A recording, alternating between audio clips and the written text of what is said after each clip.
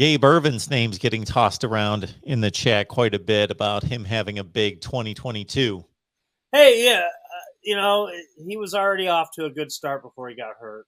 And he already, he solidified himself as Nebraska's #1 back early on. And it was just a shame to see his season cut short like that.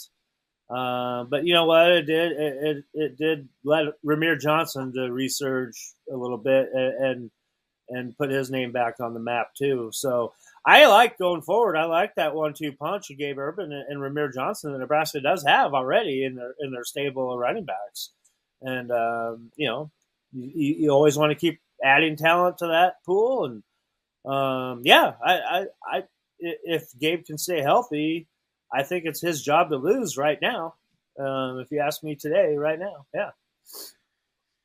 Daniel's a first timer. Mark and Greg, thank you for your show. First timer. Love what you do. Appreciate that. Be back here next Tuesday at 6 Central. We're live every Tuesday night. Yes, and there's D-Rock Irish. We wouldn't do it any other way. Yeah, see, I told you. Andy, who is the West Division favorite for 2022? Iowa. They have a lot of all-conference players coming back. They're a quarterback away from elite.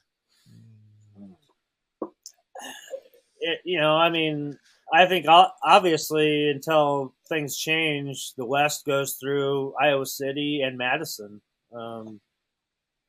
That's the way it's been, and that's the way it's going to be. And obviously, there's a lot of teams that have vastly improved in the West. Just to mention a few: Minnesota, Purdue. Look at Purdue with what they did. I was just going to say, my goodness. I mean, Coach Braum, he's got it working there in Purdue now. So there's a lot. I mean, the Big Ten West has gotten a lot better. When Nebraska joined the Big Ten, people thought it would be a pushover. Nebraska's going to dominate this side of the conference, and obviously that hasn't happened. And there's a lot of good. And you can't ever rule out Northwestern. They might not look like they're good on paper, but they always have something going on there too. So there's a lot of good teams in the West nowadays. Illinois is an up and coming team as well with Coach Bielema. It's not. There's no more of those days where you walk in to a game on Saturday expecting to win. I just don't see that anymore.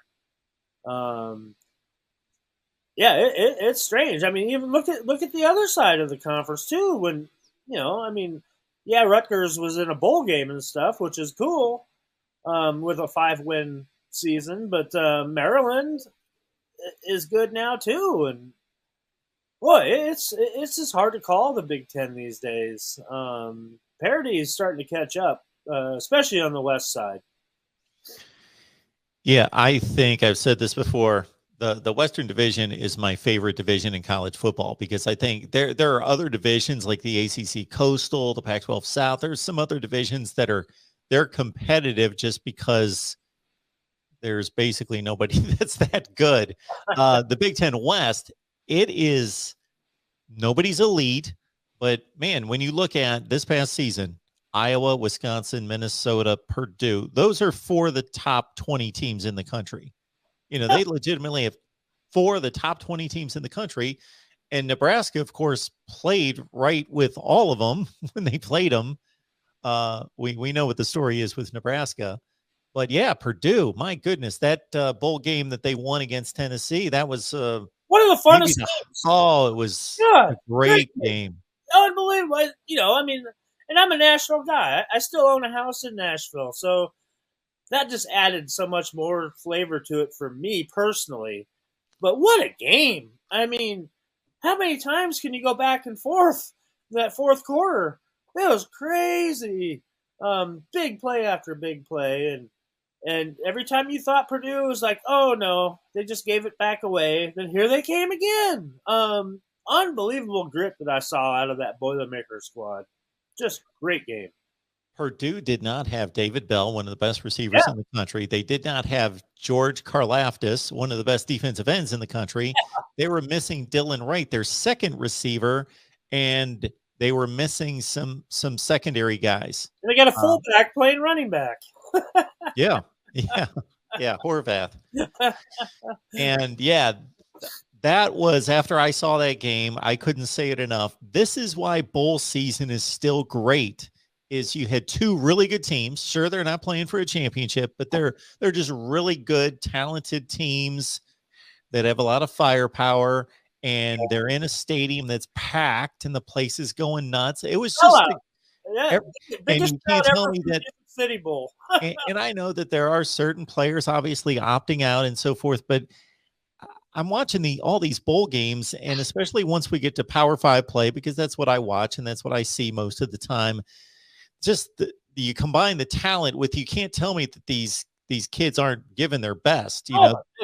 These are hard hitting, intense games. Yeah. That game, the Rose Bowl. You brought up Wandale Robinson. The Iowa Kentucky game was a great game. Yes, just had a lot more defense, but it was a great mix of offense and defense in that game.